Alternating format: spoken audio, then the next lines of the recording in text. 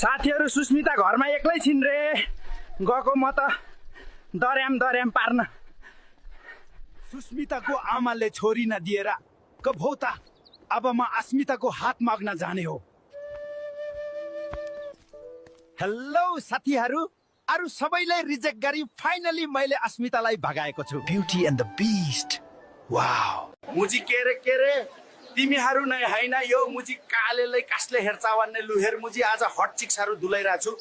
अब फाइनली अस्मितालाई भगाएको एक हप्तापछि हामी हनीमुन मनाउन पोखरा आएका छौं। सबैले अस्मिताको बुद्धा यानी मेरो नाम को हो भन्नुभएको थियो। मेरो नाम चाहिँ आयु। हेलो सबैजना, यति मुस्ताङमा आयो नि, अब यो डेजर्ट जस्तो ठाउँ हेर्नुस् त।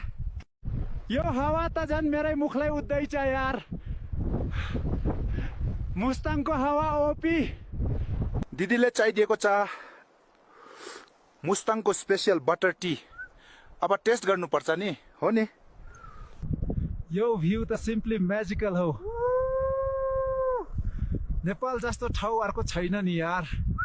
हिमालमा नबसी किन काठमाडौँ आएको? बस्न त मन लाग्छ हजुर, तर हिमालमा वाइफाई छैन।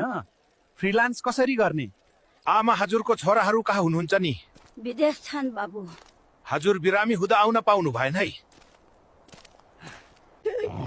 नरुनुस् आमा, हजुरको छोरा नभए नि म पनि छोरा जस्तै हो नि। तिमीलाई धन्यवाद यति मेरो ज्यान बचाएकोमा।